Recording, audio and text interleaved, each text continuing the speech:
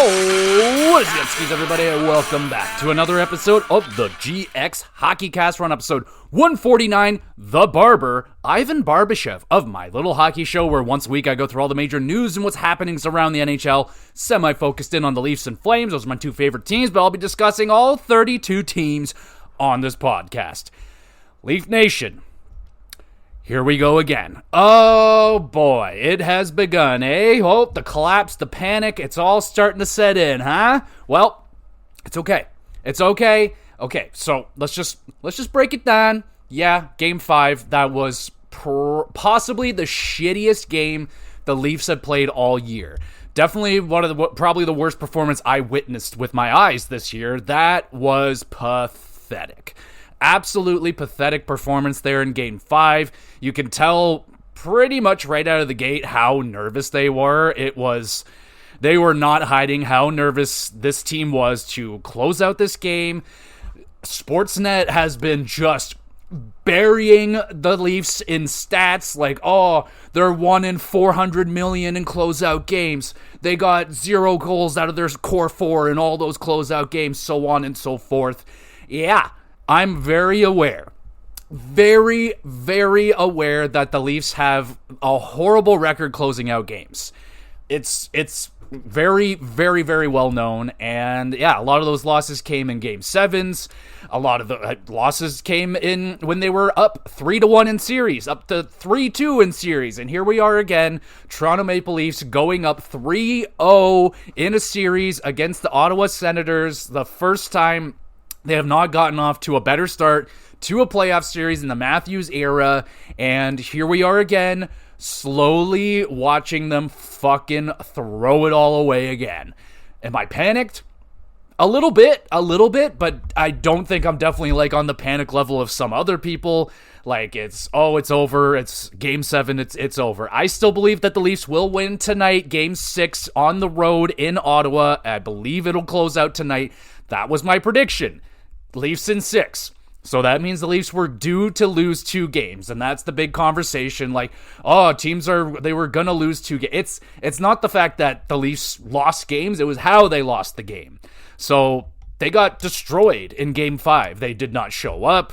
They got spanked all around the ice. I think the Leafs looked good for maybe the first couple minutes of that game. They got a couple of chances. Outside of that, dreadful. William Nylander, invisible. Austin Matthews, trash. Marner, invisible. Tavares was the only one of the core 4 forwards that were visible in that night. He was trying, and that's John Tavares, man. You expect that guy is going to try every single night. Hence why he was the captain. Matthews, man, holy jumping. Is it ever getting hard to watch this guy play hockey right now? It's, shooting percentage is at like a solid 5%. This whole season has been really off for him, and it was beyond frustrating to watch him play Game 5. How many times did he miss the net? 16, 17 freaking times? Like, I don't know why that guy cannot hit the net this year to save his freaking life. Like, I do not understand what is going on in his head right now, why every shot he has to take has to go top cheese. Like, at this point, just hit the net, man. Like, hit the net. You're rocking a 5.6 shooting percentage. Garbage. Absolutely garbage. You have the most shots on the team, and you got 1 fucking goal. So, yeah, he's got 6 points. Okay, this has always been the problem with the core 4. They're getting points, sure, it's when they're getting them. They get points when it doesn't matter, when the game's gone already. So, yeah, Matthews, Marner, Nylander, they racked up their points in Game 1, slaughtered the Senators. Where the fuck were they in Game 5? Absolutely absent from class. They were not in class. Class was in session. We got no kids in class for that one. It was a trash effort whole game through, and tonight is a big response. Like, I didn't watch any interviews. I didn't watch anything. I hope that behind closed doors that Berube tore a strip off of every single player except for Tavares. Rip a strip off of every single one of those players, because that was pathetic. And yeah, man, this is the fear. This is the fear. Now, Leafs have no trouble whatsoever getting those 3 wins. It's the dreaded 4th. They can always get to those 3 wins, baby. That's not the problem. It's the dreaded 4th win when all of a sudden the team disappears. Like that Game 5, that was all the worst versions of the Leafs emerged again. Terrible shot decisions, bad passes, brain-dead plays, giving up on back-checking, forechecking non-existent. Like, you could see the body language was abysmal, no energy, like nothing. Absolutely nothing, and that's what we've been used to for the last 8 years now of this core group. Like, this is what happens when it gets hard, when shit hits the fan, this team crumbles, they give up and throw it all away. And now you got Brady Tkachuk foaming at the mouth, Ottawa Senators foaming at the mouth. They smell blood in the water, and there is hungry sharks in the Ottawa Senators, and they smell that blood, man. And it is not a good situation to be in right now, though. I still believe in this team. I still believe in the way that they played hockey this year. I really hope this isn't the trend, that the Leafs are going to play this way tonight in Game 6. I am going to go off of the 3 wins and even the 4 games. I thought they played good in Game 4. They didn't get the bounce. Sanderson, I was screaming before that shot left his stick. I was already like, no, because I knew it was going in, and it did, and I was like, that's just what happens, man. Like, I have a sixth sense for this fucking thing. Just, it's not fun. Like, I saw it go, I knew it was going to happen, and it went in. I was like, fuck, here we go. Now the doubt will begin. Now, there wasn't, like, yes, absolutely, there were the doubters that were coming out after Game 4, like, oh, here we go, reverse sweep time, Ottawa in 7, it's going to happen, but they didn't play bad in Game 4. I don't think they played bad. Allmark played incredible. The Ottawa Senators had a amazing defensive performance, didn't give the Leafs a lot. The Leafs didn't cash in on that 4-minute power play. Yes, John Tavares was not there, but that was a gift. That was a gift-wrapped series winner right there, wrapped up in a nice bow for you. What'd you do? You fucked it up. You looked terrible on that power play. Like, If they're so set on the 5-forward thing, then why not just throw another forward out there? Like, why'd you put Morgan Riley out there if you don't believe in what he's gonna do out there? Like, just throw another forward out there. Like, I know they don't have John Tavares, but you could have put Matthew Nyes in front of the net, a big body. And in Game 5, man, like, it seems like what I'm seeing out of that game is, like, you got to get bodies in front of the net, start throwing them from the blue line, and get crazy traffic and rebounds and start fighting in the front. Because once the Leafs get pushed out to the sides, they're getting pushed out to the perimeter, you're not getting anything out on the perimeter. So, and Ottawa has done a great job the last couple of games shutting down the Leafs offense, even though I don't think it was all that hard to do it in Game 5 because they just didn't show up as a team at all. But regardless, here we are. It's a new slate. So that's the great thing about the playoffs. It's one game. That doesn't mean that's what it's going to be. But yeah, right now, Ottawa's got all the momentum going back home.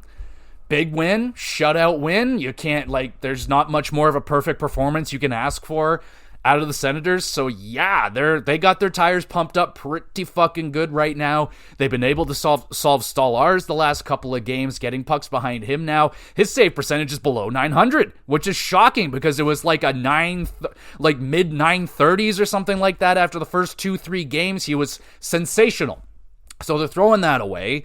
Marner's got 7 points, 1 goal, Matthews 1 goal, and Nylander 1 goal. That's not good enough. Yes, they got 6 and 5 assists respectfully, but it's the goals we need, and they're not giving it to us. So I think Nylander was by far the worst player in Game 5. He was miserable, and this is why I didn't want to give him the big money, because this is the kind of guy that he is. At times, he will go invisible, and you just can't give a guy that amount of money that just doesn't play game to game, and Willie doesn't.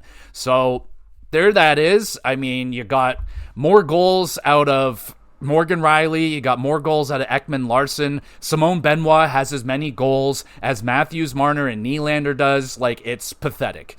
And you see what other teams are doing and how other superstars are performing. You look at Kaprizov.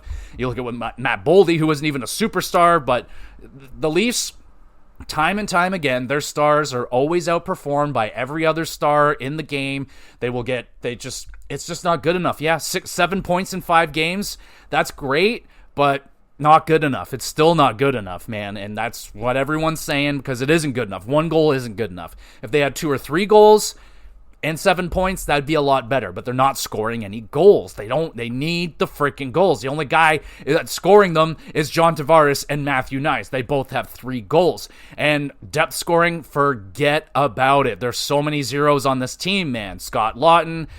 You can't really give shit for defensemen, but Calle Yarncroke, Max Domi has 1 goal, Bobby McMahon, nothing, Nicky Bobby, who they have to put in Game 6, right? Like, if you want a guaranteed goal, you put in Nicky Bobby. We just scratched him 2 games in a row. What does he do? Every time after he gets scratched, he comes back and has his best game and scores a goal. Pacioretty, horrible performance in Game 5. I liked what he brought in terms of hitting, but he's just too slow out there, man. Like, he doesn't bring any offense really to the team. Steven Lorentz has got nothing. Pontus Holmberg's got nothing, and they've been playing with him in the top 6, and that's just not working. I don't know, man. Like, it's getting ugly. It's getting ugly. So we'll see how the Leafs respond. We'll see if they decide to show up in Game 6. If they don't, the series is over. They're losing in Game 7. Like, if they don't win it tonight, it's over.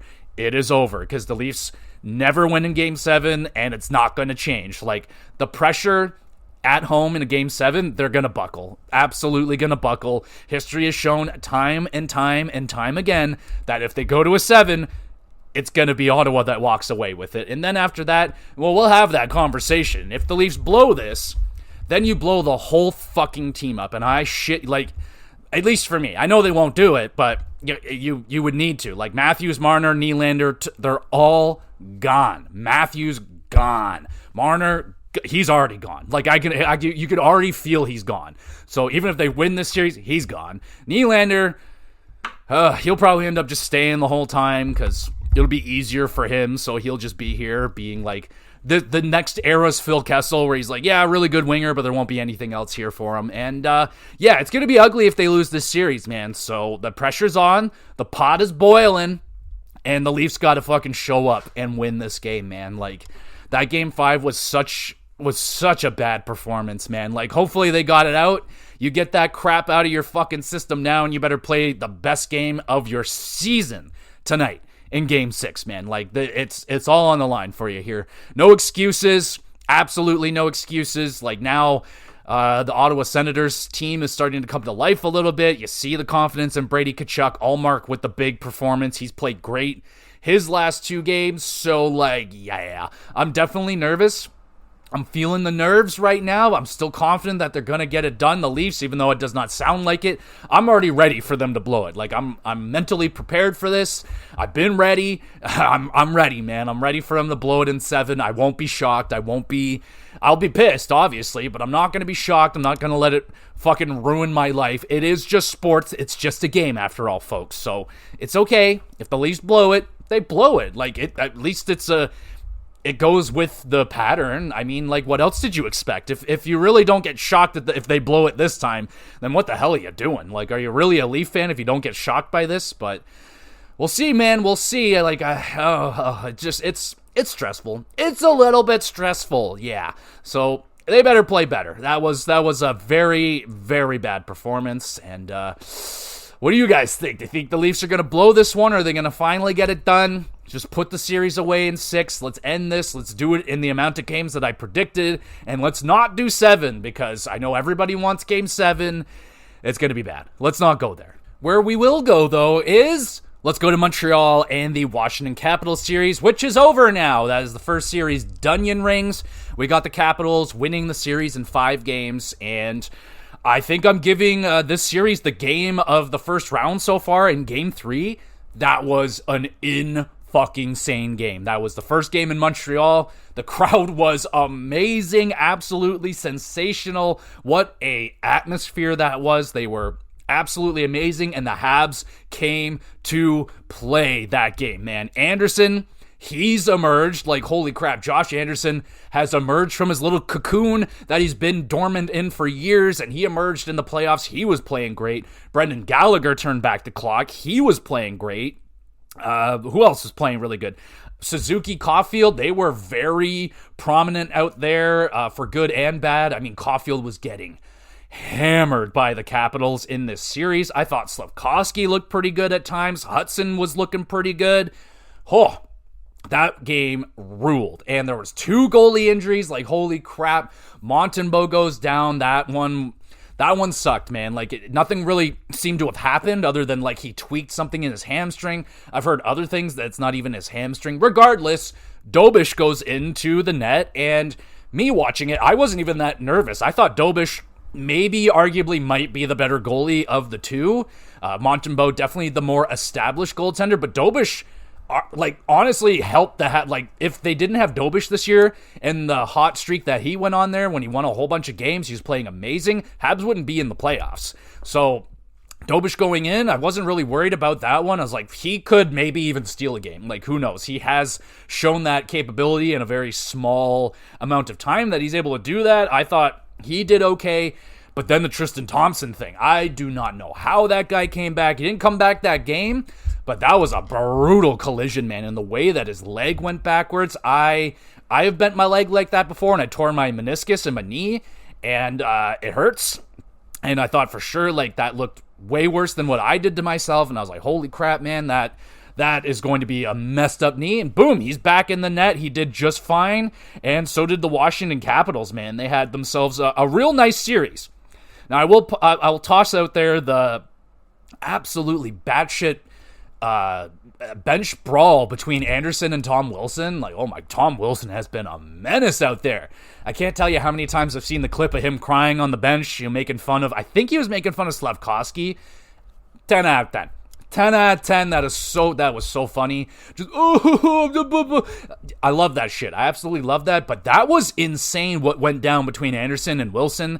I don't remember what game it was, the end of game 2, 3, 4, something like that. Anyway, somehow both of these guys got onto the bench together, and they started going crazy. And that poor referee got in the middle of that, and that is 2 guys you do not want to get stuck in the middle of, but he did it. He hung in there, and shockingly, like, not a lot of discipline there. I think there was a $5,000 fine for both guys, and I think one team got a $25,000 fine. That's crazy, man. Like, I'm surprised there was no, like, big penalties there, because I get reminded of, like, David Clarkson when he jumped off the bench. That's an automatic 10-game suspension. Now, I was wondering if there's anything like that for entering the other team's bench. Now, I don't remember who entered whose bench, but shouldn't there have been some sort of, like, serious discipline for that, like, to get into the other team's bench, like, voluntarily, not getting hit into it or something like that? Shouldn't that be a big no-no?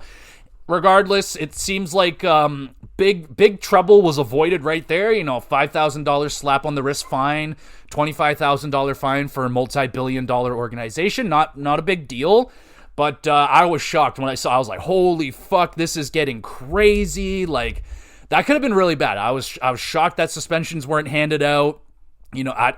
I'm just shocked. So that was really cool. I did really like that battle between Anderson and Wilson. Like, those guys, big men, and they were going after each other, man. It was very entertaining. I really enjoyed the series. There was definitely some animosity in the series, some hurt feelings, you would say, but the Capitals, I don't think anyone was denying that they were the better team on paper. They had the much better season, and I don't think a lot of people were shocked that Washington got the job done. There were some believers that the Habs could maybe get an upset going here. I'm just trying to find my hockey award so I can remember what I had this series at. Let's take a look here. I had Washington in 5, so I got that one right. Look at me go. Now, we're not going to talk about the other one. We'll get to the Battle of Florida in a moment, but overall with the Habs, man, this series was just so reminiscent of the 2017 series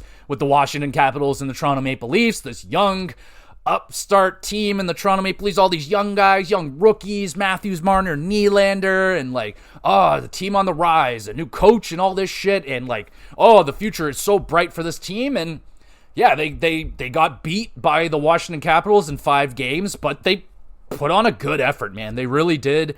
I was impressed with the Montreal Canadiens. I think they put on a really good effort, and the best thing is the experience that they got out of this. So, aside from maybe game 3 got a little out of hand in terms of the score, but I think a lot of that is empty netters.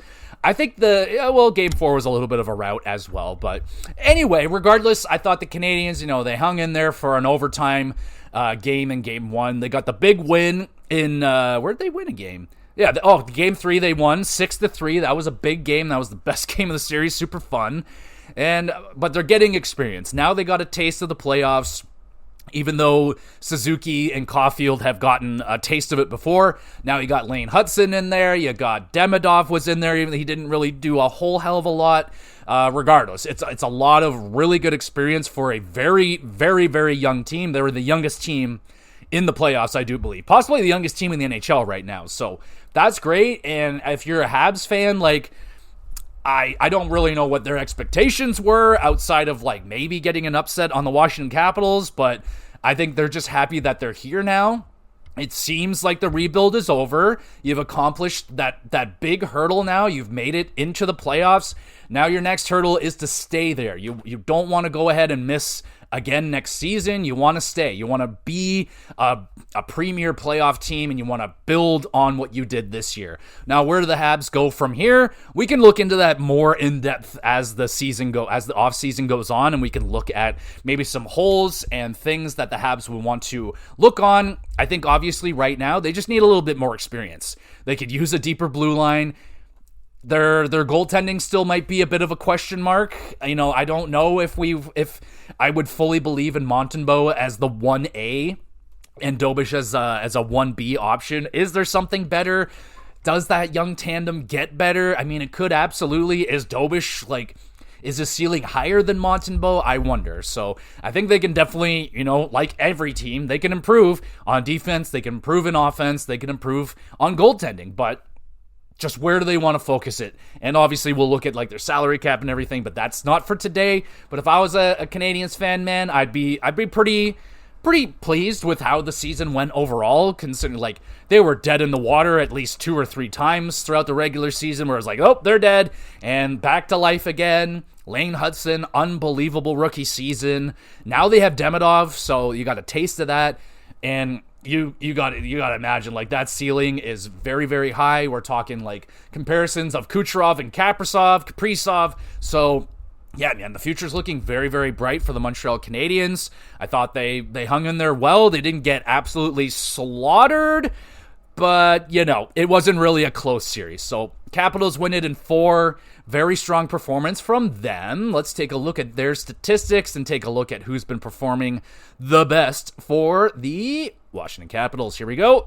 Let's take a look at their playoff statistics. All right, so Logan Thompson, I guess he might have gotten pulled there for one game, probably game 3. And, obviously he got hurt, so Charlie Lindgren had to go in for a little bit, and that's okay. But Thompson, .923 save percentage with a 4-1 record, 223 goals against, fantastic. In the series, he looked awesome. Dylan Strome, 9 points in 5 games, unreal performance, 2 goals, 7 assists. Anthony Beauvillier, absolutely tearing it up in this series. He had 5 points, a goal and 4 assists, very, very good. I don't even remember when they picked that guy up, but that's been a nice pickup for them. I think they got him from, they get him from Vancouver or the Islanders or something. Very, very cheap pickup, and he's been great. Ovi's got 4 goals in 5 games. What more can you expect out of him? McMichael's got 5 points in 5 games. Wilson, 5 points in 5 games. Chukrin's got 2 goals on the blue line. Let's talk about Brandon Duhaime for a hot second. Holy moly, the tale of 2 cities with this guy. Horrible game 3. Oh man, very, very noticeable. You don't really notice. You do, but you don't notice a guy having that bad of a game. He had, I think, 2 bad penalties. I believe 1 or both of them led to goals. He also had a puck go off of him and into his own net, so he scored on his own net.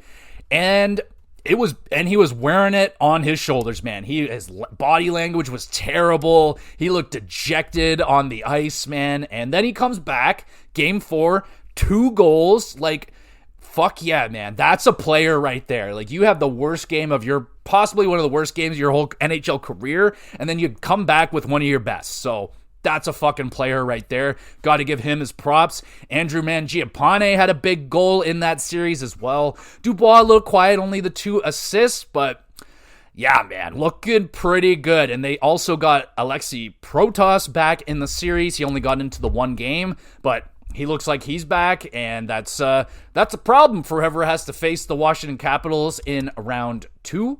Who is that going to be? Is it Carolina, or would it be Ottawa if they won? I don't know. I don't really know how that goes down, but the Washington Capitals earned themselves a little bit of a break, an impressive win right there. And speaking of impressive wins, let's talk about the very impressive win of the Florida Panthers. My goodness. They shut my mouth real good right here. I think I had the Tampa Bay Lightning winning this series in 7 games. I just thought that, I thought all that extra hockey that the Panthers had played the last couple of seasons was going to catch up with them. Missing Ekblad for the first game, thought maybe that would do something. No one really knew how healthy the Panthers were going to be, like how healthy is Tkachuk, how healthy is Barkov and everybody else, etc. And they look great. They looked unfucking believable in this series. And yeah, dude, I mean, even Bobrovsky didn't even look all that good. A .901 save percentage, but he got the 4 wins, so that's great. Sam Reinhart had 6 points in 5 games, 2 goals, 4 assists. You get 5 points out of Barkov. Luster-Reinen had 5 points. Bennett, Lundell, Tkachuk. Yeah, man, you're getting pretty good goal scoring there. 3 goals out of Bennett, 2 out of Lundell, 3 out of Tkachuk, 2 out of Sam Reinhart, 3 out of Nate Schmid. Like, what the fuck? Has that guy even scored 3 goals in a season before? He's got 3 in the first round of the playoffs. Like, who saw that one coming? Shooting a fucking 50% right now, so you go, Nate Schmid.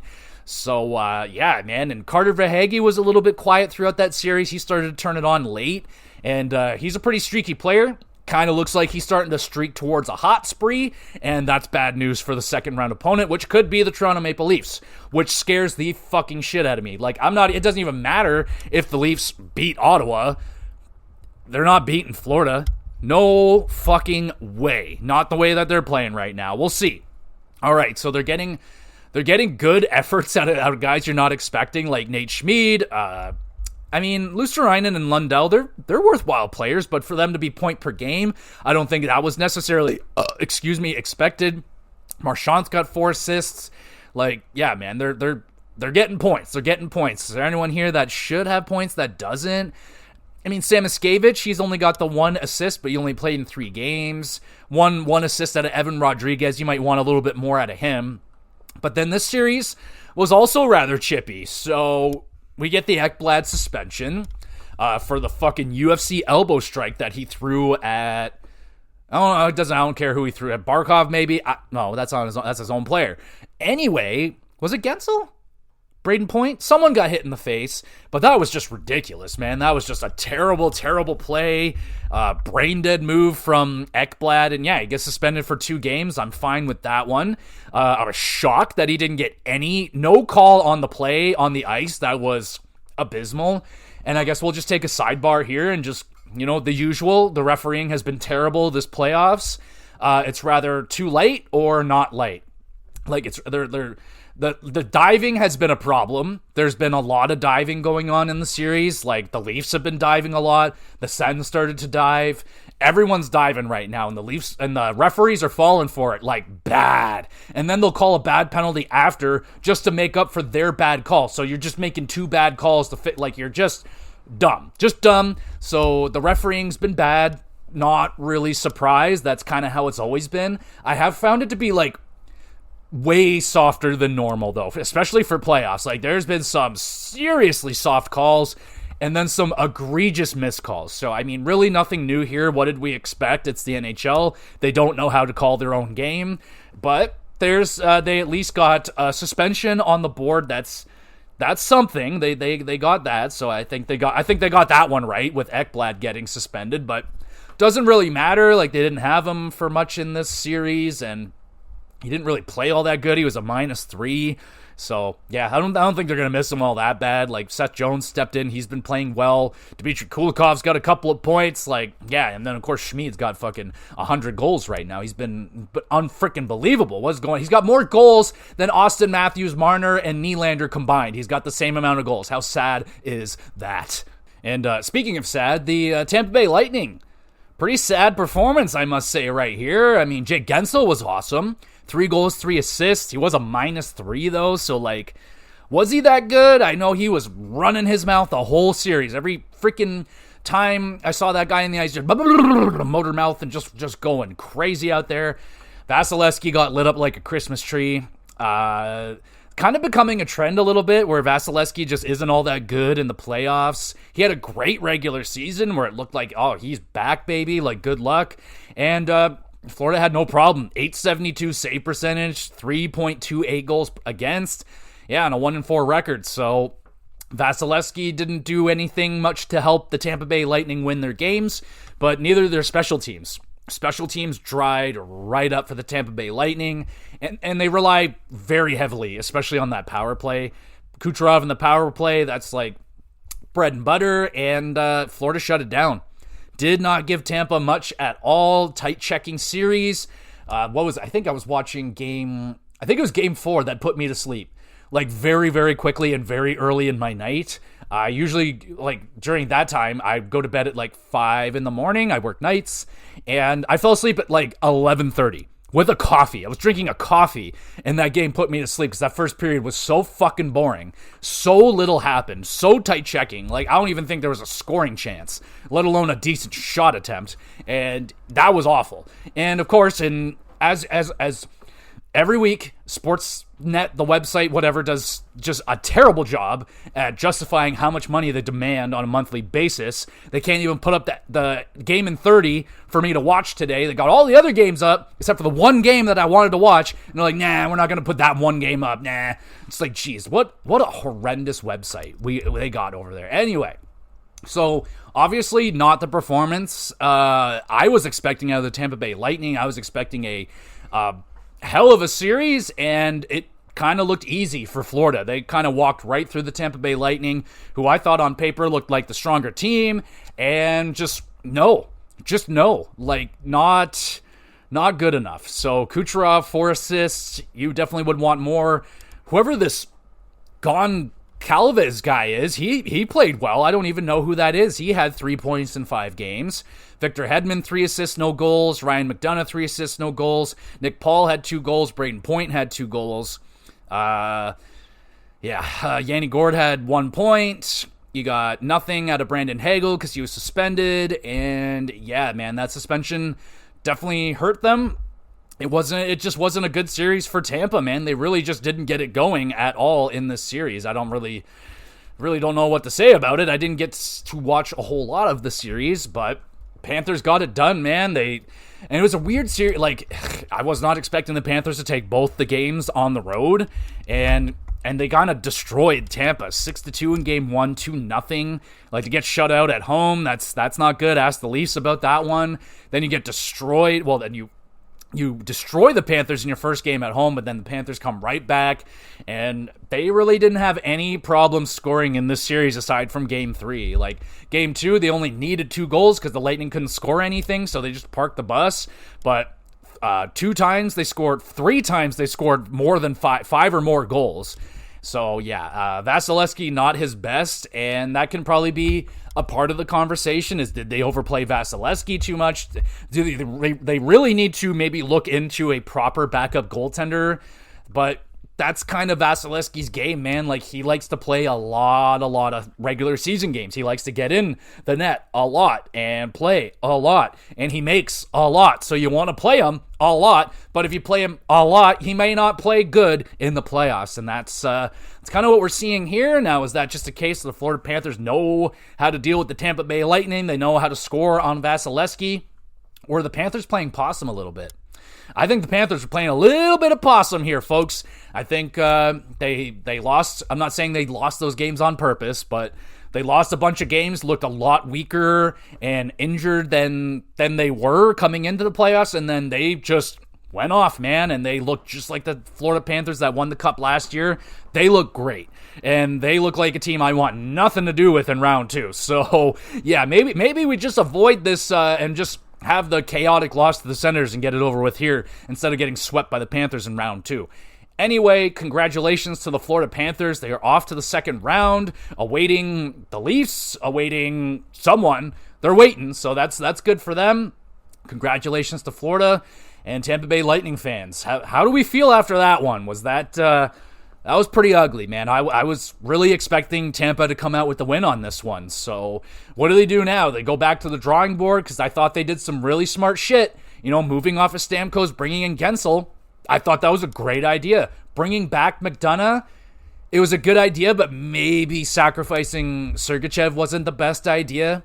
We'll see, man. We'll see what happens next for the Tampa Bay Lightning, but their season is Dunyan Rings.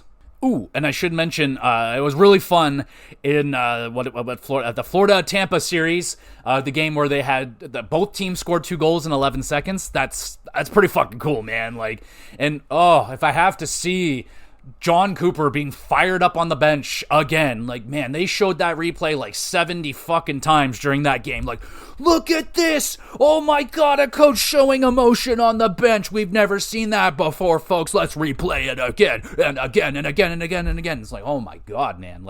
Sometimes you're just man, NHL, they will just grasp on the littlest thing and be oh my, look how cool this was. Anyway, so let's talk about New Jersey and Carolina. I really just didn't give a shit about this series. I was not interested. Carolina gets it done. Congratulations. Wasn't really surprised about that one. The Devils just weren't there, man. They had no power play. Their specialty teams got shut down. They had nothing. So Carolina, good win. Svechnikov's got 5 goals. He's looking unreal. Where were all those goals in the regular season? But at least he's scoring them now, so that's good. Let's move on, because I really just can't be bothered with New Jersey and Carolina, because I don't even think I've seen a highlight from that series. It's just been so uneventful. Let's go to Winnipeg and St. Louis. Oh boy. So Connor Hellebuck, last time we talked, we're all right, so Connor Hellebuck got lit up in game 1. He had a great game 2. What are we going to get? It's bad playoff Hellebuck, man. Oh, no, it's true. Hellebuck really does turn into a pumpkin when it comes to the playoffs, man. My goodness. Watched the game last night. Thankfully, they got that win, because that goal that Hellebuck let in the other night, just that floater that went right underneath them, I had to get up and take a little walk for a second. I was my God, dude. Absolutely brutal goaltending right there from Hellebuck. They light him up for 7 in game 3, light him up for 5 in game 4. They get 3 by him in game 5. Connor Hellebuck has not been doing a good job at all helping out his team, the Winnipeg Jets, get through this first round, man. I think he is trying his best to sabotage his team right now, because holy crap, man. So on Connor Hellebuck, he doesn't look anything like he does in the regular season. He looks very shaky. He looks so jumpy. His head is darting around all over the place, but he also looks incredibly slow. He would slow in a way that a confident goaltender would be. I'm not overreacting to this or that, and I don't think he has any right to be a confident goaltender right now. So I'm not liking anything out of the motions out of Hellebuck right now. He looks fucking terrible. He looks so bad. Honestly, I might even... He's got an 822 save per... That's unplayable. Unplayable, man. I can't believe it. He's bad. I don't know what is going on in that guy's brain that it just turns off, man. Whatever Connor Hellebuck does in the regular season, it does not work in the or the playoffs. I saw the interview with him. He's yeah, I study hockey so much. I know exactly what I need to do. And bullshit, bro, because whatever you think you need to do in the playoffs, stop doing it immediately. 822 save percentage. That's abysmal. And they're talking about him actively right now. He's winning the Vezina. And it's really hard to talk about, this guy's the best goaltender in the world with an 822 save percentage on the biggest stage. The guy turns into a pumpkin. 822, that, I don't even know how you can have 3 wins. You have to be praising guys like Kyle Connor, bro. And again, I'll continue to shout the praises of Kyle Connor. The ultimate disrespect, scratching this guy in the Four Nations tournament. Again, the United States hates the number 81. They just will not have anything to do with that number. 4 goals, 4 assists. The guy has been unfucking real, along with Mark Scheifele. He's been amazing. the two of them have been awesome together. They have a chemistry that is like damn near Sedin level. Like I saw the play where Scheifele wasn't on the power play with Connor because I think he took a penalty or something. He got taken off the ice. Anyway, he wasn't out there, and you saw Kyle Connor make a really stupid pass. You're like, what the hell? And the commentators are like, oh, that's a pass for Mark Scheifele. That's where Mark Scheifele would have been, but he's not out there. So that's how fucking connected those two guys are. They've been amazing. Mason Appleton has 5 assists right now. You're getting a big performance out of Appleton, but down the line after that, you're not getting enough, man. You're 2 assists from Morrissey. You need more. You need, 2 goals out of Adam Lowry. That's okay. That's okay. Cole Perfetti, we need more than 2 assists. You need more out of Nino Niederreiter. You need more out of Iafallo. You need more out of Gabriel Velarde, who only played in 1 game. You need more out of Brandon Tanev, who's got nothing. Zeros across the board, man. Not good enough. So St. Louis has been able to hang into the series because of the dreadful goaltending of Connor Hellebuyck, but the Jets are ahead because of the outstanding play of Kyle Connor and Mark Scheifele. So we'll see holy crap, Hellebuyck, you got to get it together, man. This is, I wouldn't even be playing him right now. Honest to God, I would not be putting him in the net. I just would not be putting him in the net. Maybe after his performance in Game 5, it wasn't a good performance. By no means. Is it? I don't know, man. That he just looks bad. He looks so bad. I would make the tough call and put in Eric Comrie. That's what I'd be doing. He's at least got an 889. That's a lot better than an 822, which is unplayable in the NHL. That is a non-playable. You're stopping only 82% of the shots. That means 18% of the time that shot is going in, and that is not confidence. I will not instill confidence that damn near 20% chance of that puck going in at any shot. So bad. Hellebuyck has been very, very, very, very bad. He's got to clean that shit up, man. He needs a Game 2 performance really badly. If he gets lit up again and they go to Game 7, who are you putting in there? Are you going to put in a damn 800 save percentage goaltender in a Game 7? I don't know.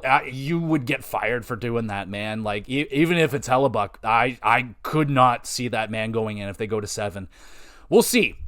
All right, let's talk about freaking Cam Fowler, man. This guy has been lighting it up. He had a 5-point performance, goal and 4 assists, and that's kind of fluffed up his 9 points that he's had in 5 games, but he's a defenseman. That's amazing. The guy's at almost 2 points per game right now. So that's amazing. You're getting an incredible performance out of him. Binnington hasn't been great either. 893 save percentage. So maybe some people expecting this to be a bit of a battle of the goaltender. Nope. Not even close. Both goaltenders sub 900. And so goaltending hasn't been winning. And we're seeing a lot of points going up here on the side of the St. Louis Blues. Buchnevich has been awesome, 7 points. Robert Thomas has been amazing, 7 points. Jake Neighbors has been good. Colton Parayko's getting points. Obviously, lots of guys on the St. Louis Blues has a lot of points because it's very easy to score on Connor Hellebuyck right now. There's only 3 guys on the Blues that don't have points. 2 of them are defensemen, and one of them has only played in 1 game. So pretty much anyone with a beat right now has a goal on Connor Hellebuyck. There's only 1, 2, 3, 4, 5, 6, 7 people that don't have a goal on the board in this series, and that's not good, man. So the Blues are having no problem scoring on Hellebuyck. I could score a goal on him right now. It's really not that hard. So St. Louis, I really don't know how they're not winning the series right now. I am shocked, but somehow, some way, Kyle Connor has gotten his Jets into a lead in this series. Will they? I do not feel confident in this team. In the Jets, I still think the Blues could take this one. It's really hinged on Hellebuyck, man, and how bad he is going to play in the next game.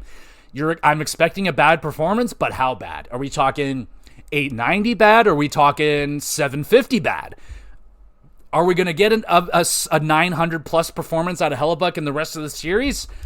You better fucking hope so, or the Winnipeg Jets just might be going down again. So I am rather shook right now by the performance of the Winnipeg Jets. I mean, just Hellebuyck pretty much. I think everyone else is doing pretty good, but they need some more depth there. Like the big guys, Connor and Scheifele have shown up, but they need the other guys to show up. And it's really good that they got Velarde back. That's huge. That's a 30-goal scorer for them, so that's going to help out a lot. Holy crap. So, yeah, it's a huge game. I think, what is that? Is there a game tonight? Let me take a look. All I know is the Leafs are playing tonight. All right. Nope, they're not playing tonight. So their next game is a big one that they can close it out, or they can let the St. Louis Blues get back into it. And if the Blues win the next game, I think the momentum is in the Blues' court, and they're taking Game 7. So you better hope that Winnipeg wins the next game. All right, off to the next series. Let's go to Edmonton and LA. Oh, dear, LA. Oh, dear, you fucked up so bad. You had it. You had this series, and now you've let Edmonton come right back in, and now they lead the series, and you are fucked. You're so fucked. So they play tonight. We'll see if they're able to get it done. It's oh boy. So that challenge, That challenge. I didn't watch that game, but all I hear is about the challenge that the Los Angeles Kings took. It was a bad one, and yeah, it could cost them the series right here. Edmonton wins that game in overtime. Now they're leading the series, so that was a huge momentum changer and a very, very bad one at that, man. So that if the Kings lose this series, it's going to go to Game 4 where they lost it in that challenge, and Edmonton Oilers come back, they win the game, and Bob's your uncle, and they've been hot.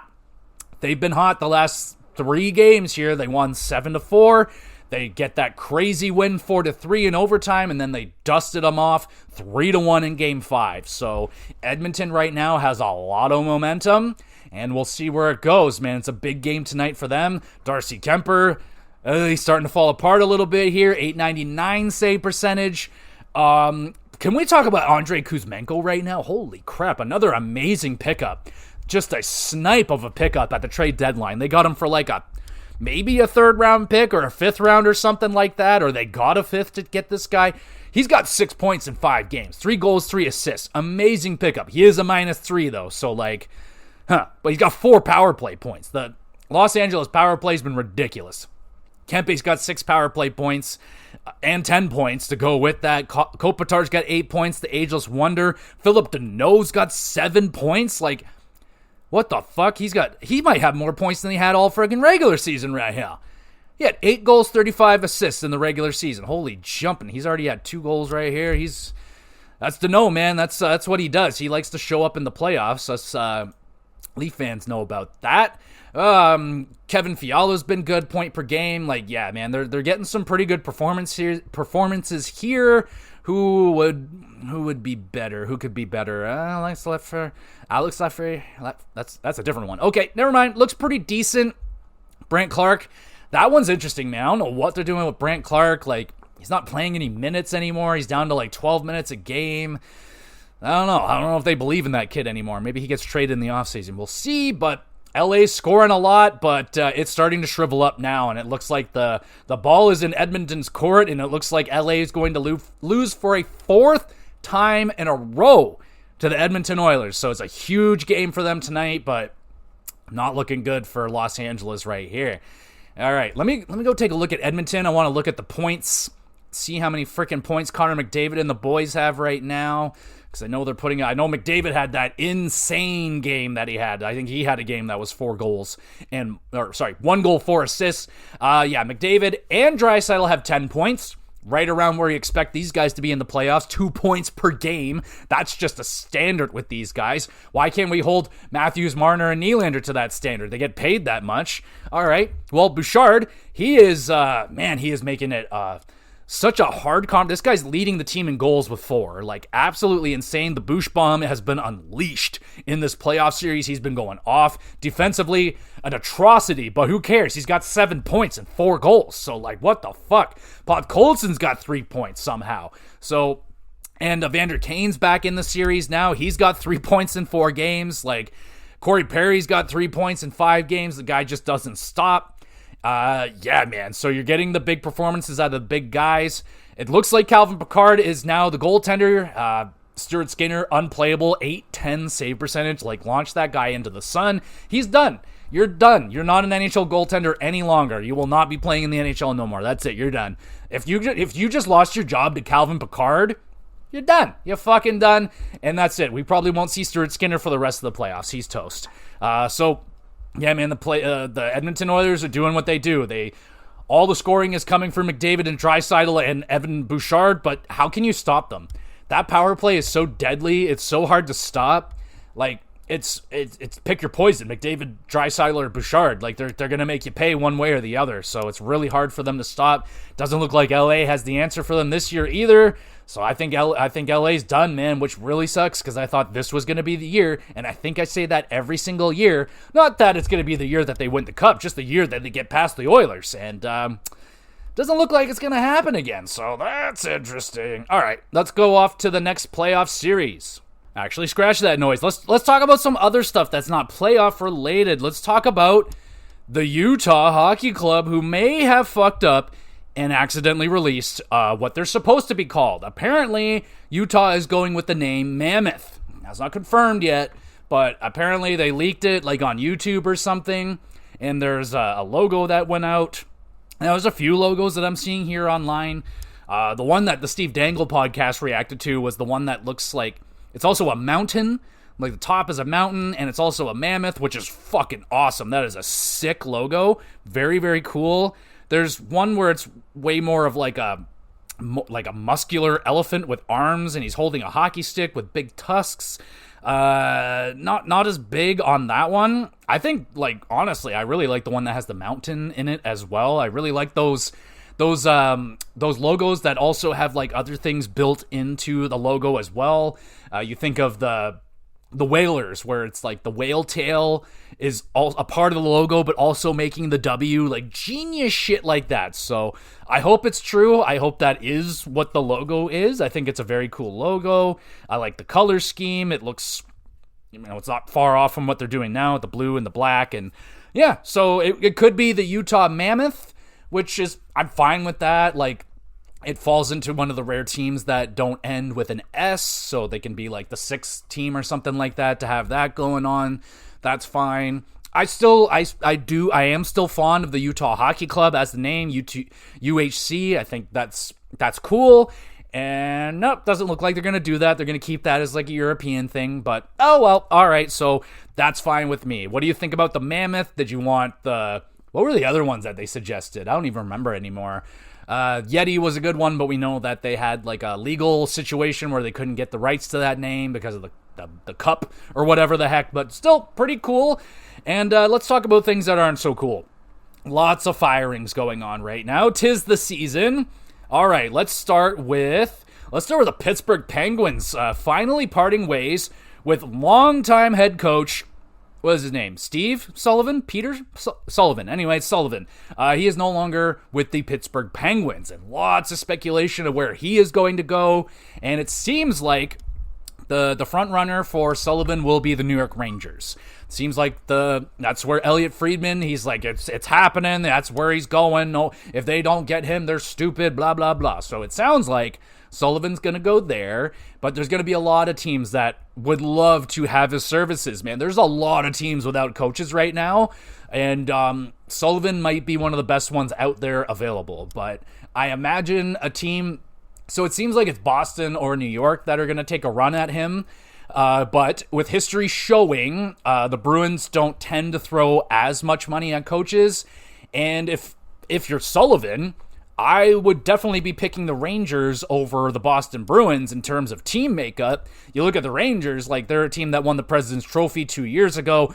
They had a disastrous season this year, but the team makeup wasn't that much different from the President's Trophy team. You got an amazing goalie in Shesterkin. You got some young guys. You got a superstar in Panarin. You got Adam Fox on the blue line. So it's a pretty decent set of keys to take over for, if you're asking me. Great goaltending, and yeah, I think a good shakeup there. I think that would work out really good for the Rangers and Sullivan. So, seems like a match made in heaven, but I'll keep my eyes out on the Bruins. I just, when you compare team makeup, you look at the Bruins, yeah, they got Swayman, and then what? You got Pasternak, and then what? Like, not much else there. You got McAvoy, but, after his injury, is he ever going to be the same? So, I would like to think that Sullivan favored for the New York Rangers job. That's where that looks like it's going. In terms of Vancouver, so last week we discussed that Vancouver put it into Tocchet's court. They're like, we're gonna leave the option up to you, whether you come back or you don't. We're not gonna force you. So that ended up backfiring. Tocchet is now gone. So whoopsie daisy. That hurts the Canucks for sure. They really enjoyed him as the coach, and where do they go from here? I don't know. There is talk that Manny Malhotra could possibly get the jump to head coach. There's talks around that. You know, he's apparently known as a pretty straightforward, not straightforward, but what's the word I'm looking at? Blunt. A blunt, tell you the truth, tell you straight to your face. You know, if you're playing like shit, he'll say it. And if you're playing good, he'll say it. Like, he's an honest guy, former NHL player that I loved. I loved Manny Malhotra, an amazing defensive forward, and a great story. I think he's blind in his eye, but he still played and came back. Amazing anyway. So there's talks about him possibly being promoted to the head coaching job, which I'm all about. I'm all about seeing new guys get an opportunity instead of seeing the same fucking failure coaches recycled again and again and again and again, and it doesn't work, and they go, oh, why didn't that work? Oh, he has a history of it never fucking working, so that's why. All right, so Tocchet, where does he go? Philadelphia seems like a location that they're looking at.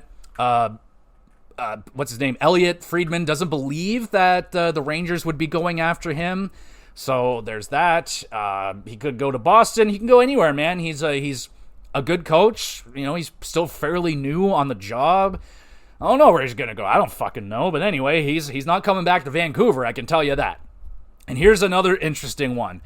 New York Islanders, Lou Lamoriello will not be returning as the GM. Holy shit, they're finally doing it. They're finally telling him, that's it, old man. Get out of here. You're done. So there we go. Is Lou retired now? Is he finally done? And will he be... Is it going to be one of those things like the second he retires, he like passes away because he doesn't know what to do with himself? Anyway, that's a big new page here for the New York Islanders, man, because Lou has been running that team very old school, and you know, he's done some good things, he's done some bad things. I mean, the Brock Nelson trade I think was a great move. At the end there, they brought in a nice young prospect and they got a first rounder. I thought that was some good business, but then, you know, the what's his name? That stupid idiot, that loser idiot that played for the Maple Leafs, Pierre Engvall, the 7-year contract, like, what the fucking fuck? That's a mess that you're leaving your team with, and I think it's still 6 years on that one. Like, oof, that's bad.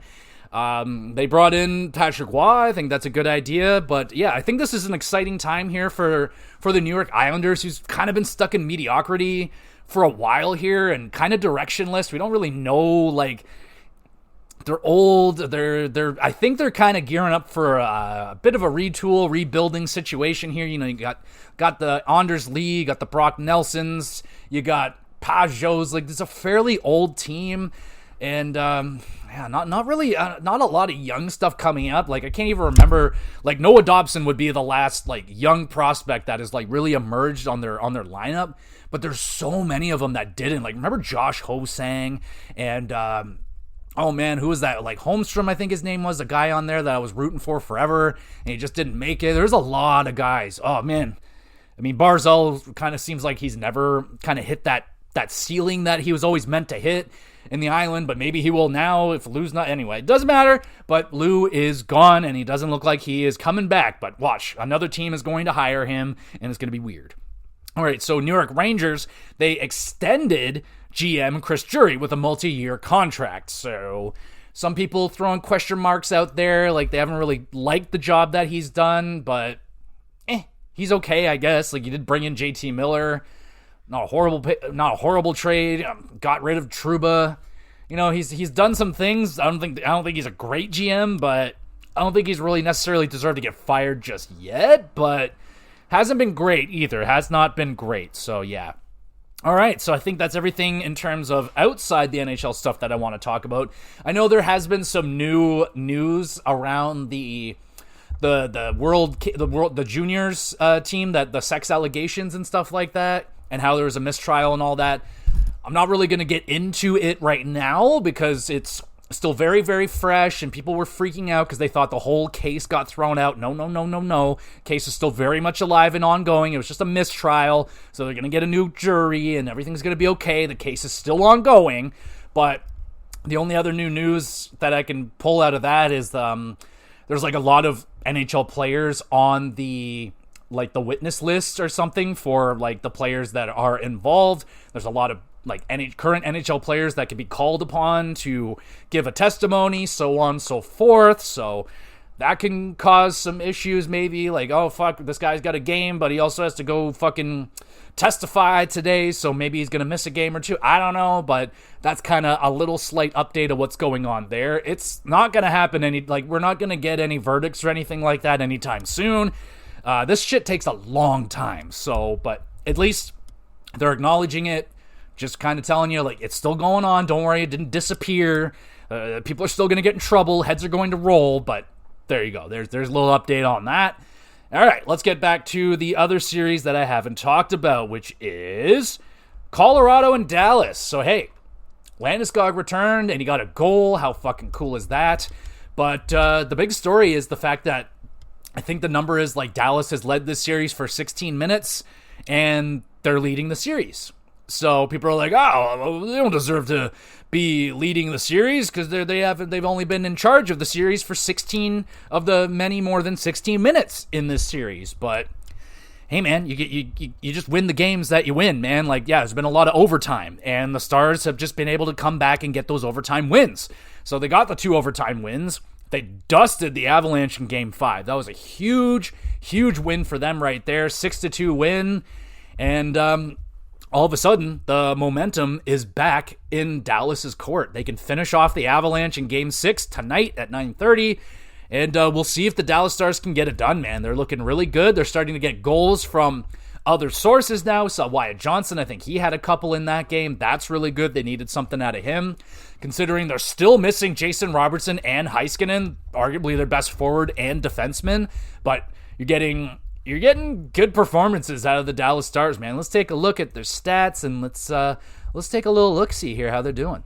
They're getting some pretty decent scoring all throughout the lineup. Like I said, Wyatt Johnson's got a couple. Thomas Harley's got a couple. Mikko Rantanen finally got on the scoreboard. He's got 4 points in 5 games, but you definitely want to start seeing some more goals out of Rantanen, especially how many chances he had in that last game. Holy jumping. I swear he had like 4 or 5 brilliant chances on the power play, and yeah, he's shooting at a 5.6 right now, so you better hope that starts to improve a little bit. Mason Marchment, he's taken a lot of penalties, but he's been playing pretty good. Rupe Hintz, couple of goals. Got a couple of goals out of Dallas again. Jamie Benn's got a couple of points. So you're getting some performances, but yeah, you definitely want a little bit more scoring out of the Dallas lineup right here. But again, they are missing their 2 most potent offensive players on defense and offense. And then Jake Ottinger, he's been good, not great. I mean, 914. I would say that's pretty great. He got pulled in the one game.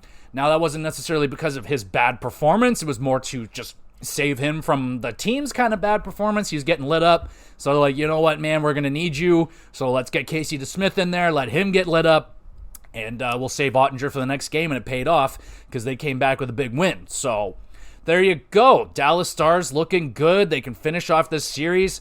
I'm just extremely obviously impressed with what Landeskog has done. Absolutely unfreaking believable. Like, that guy, I was expecting maybe he comes back and he's doing like a bottom 6 role, not playing a lot. No, he's in the top 6, right back. Like, he's never missed a fucking 1,000 days of NHL hockey. Like, geez, man, this guy's ridiculous. He's got 2 points in 3 games. Big goal in there. Like, yeah, he's doing really good. Now, you want more out of Marty Necas, who's only got 3 assists in 5 games. You want more out of him. I think he can't really get much more out of Nathan McKinnon. He's got 5 goals, 7 points in 5 games. Logan O'Connor's punching above his weight class. But that's pretty much it, man. Like, yeah, there's Cale Makar's only got the 2 assists. He's a -3. He's got to be better than that. Jonathan Drouin's got to be better. He's a -5. Like, he's not playing good out there. Arturi Lekkonen's doing good. Like, everyone's doing okay. You want more out of Charlie Coyle than just the 1 goal. You got to get more than 1 goal out of Nichushkin. You got to get more Then 0 points out of Ross the Boss Colton, who's only played in 1 game. But anyway, they're not getting the goal support out of the lineup right now. And Mackenzie Blackwood, he had an incredible start, but they're starting to get to him now. He's down to a .909 save percentage, still playing really good, but it's starting to look like the floodgates are starting to open up on the Avalanche a little bit, and the Dallas Stars are starting to expose them. It's a deep team. It's just they're not really performing right now. Like they're just not getting it. There's a lot of 0 point, 1 point guys here. There's a lot of guys with no goals on the board. 1, 2, 3, 4, 5, 6, 7, 8, 9, 10, 11, 12 guys with no goals on the board.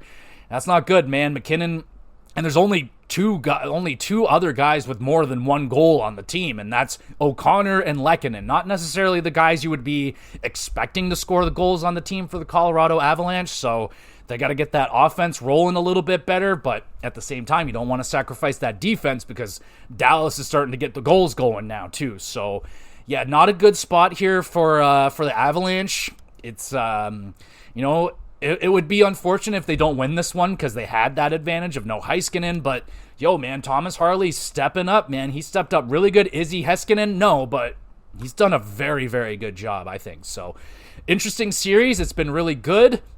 And then we'll finish it with Minnesota and the Vegas Golden Knights. There it is. Freaking having a hard time remembering who's playing who.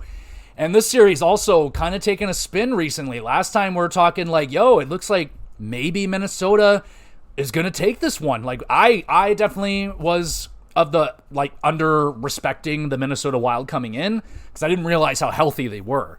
And then I forgot, when they were healthy at the beginning of this season, they were, the best team in the league. They were unreal.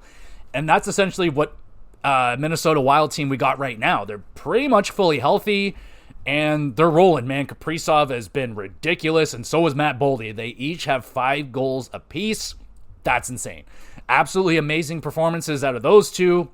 We got 3 goals out of Marcus Foligno. That's really good. 2 goals out of Marco Rossi, which is, very interesting because, Marco Rossi, wasn't he taken 9th overall or something in the first round? He's playing 11 minutes out there. He's playing on the 4th line. And when I hear them talking about him, they're like, yeah, they don't trust this player, blah, blah, blah. I'm like, what?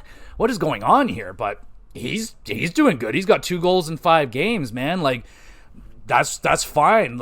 They are top heavy in the goals. They got 10 goals from 2 guys there. Then there's a lot of zeros on the board. 1, 2, 3, 4, 5, 6, 7, 8, 9, 10, 11, 12, 13, 14 guys with zeros on the board. Yeah, it's not ideal, man. Not ideal. You're going to want some more goals. It's been a tight series, man. It's been a way better series than I expected. Golden Knights coming off with a couple of big overtime goals, and I didn't even realize this. The last time I checked, I believe it was, what's his name? Eichel and Mark Stone, I think, had 0 points in the series so far and through the first 4 games, I believe. It was something I was shocked. I was like, what? Is that true? And looking at it, Jack Eichel now has 3 points in 5 games. Gotta be better than that. He's a -6. Not good enough. Not good enough at all. Same thing with Pavel Dorofeyev. He's only got 2 points, -5. Shea Theodore, -4. So some of the bigger names are not performing up to their standards. Where is Mr. Mark Stone's only got a goal and an assist in 5 games. He's got to be better. Brett Howden's been punching above his weight class. He's got 3 goals in 5 games. Petrangelo's been good. Noah Hannafin's been pretty good. Nicholas Waugh's been punching above his weight class. And Thomas Hertl has been their most effective forward. 5 points in 5 games, 3 goals. So Thomas Hertl's playing really good for them. But they need some more goals right here. Riley Smith's been pretty invisible. William Karlsson's been pretty quiet. Barbashev's been quiet. Stone's been quiet. So they need the big boys to get going. And holy shit, Aiden Hill's been playing bad. Holy jumping. He's got an .865 save percentage. That is bad. So he got pulled. Kira Schmid got put into a game. Made 9 saves. But, Aiden Hill's got the 3 wins and he's got the Stanley Cup. So it still looks like it's his net. He's got the 2 wins in a row now. The momentum is in Vegas's court, but it's been close, man. It's been a close series. We'll see. It's a big game. The next game is a biggin. And when is that game? Is that tonight? May the 1st, that is tonight, so it's a big one. That's a big game right here. So Wild are going to be hanging on, see if they can get a big win tonight. If not, Golden Knights will be moving on. But that has been a really good series, really chippy, underratedly just fucking really good series. So let me know what your favorite series has been so far. I will not say it's the Leafs and Sens because it hasn't been that good of a series all said and done. Like, it hasn't been that violent, hasn't been that passionate, it hasn't been all that. I really enjoyed Washington Montreal, even though it wasn't as competitive as I wanted it to. The Bell Center was incredible. Colorado Dallas has been pretty fucking good. I've enjoyed Tampa and Florida. That was disappointing. That kind of sucked, I'm not gonna lie. I was expecting just a more competitive series, and most of the games were just wallopings, and there was some decent violence, but I needed more. I needed some injuries to go down, and I didn't get that. Florida Panthers are definitely not beaten up at all after that series, so they're going to be fresh and ready to go if the Leafs make it to them, so that's bad. So yeah, not good. The Battle of Ontario and the Battle of Florida, pretty underwhelming in my opinion, but let me know. What do y'all think? How do you think the series are going to go out? Is Minnesota going to be able to tie it up? Will Colorado be able to tie it up? Do you think any of the teams that are down right now are going to be able to pull out the win? What about Toronto? Do you think they're going to choke? Of course you do. It's Toronto. They always choke. That's what they do. If they don't win tonight, it's over. It's over. They won't win Game 7. They just won't. They never do. So history will repeat itself. But if they could just win tonight, win Game 6, be done with it. Let's fucking go to the second round, baby. Let's go. All right, everybody. Thank you so much for listening. That's all I got for today. We'll be back with some more. In terms of what else we got going on with the podcast this week. WrestleCast, we coming to ya. I did the Wrestling Awards. If you haven't checked that one out, it's my Wrestling Awards show from last year's WrestleMania, the night after WrestleMania till this current WrestleMania, do the whole year, and I just go through all the awards.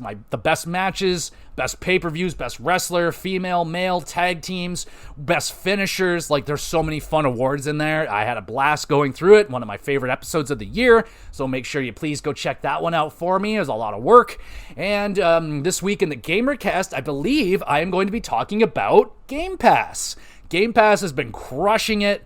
This year, I've been playing so many games on Game Pass, and more just keep coming out. So I'm going to talk about Game Pass. I'm going to ask the question, is it justified to have Game Pass? What's coming out? What's been out? Talk about the failures and the wins and everything. We're just going to talk about Game Pass since I think it was Microsoft's 50-year anniversary or something.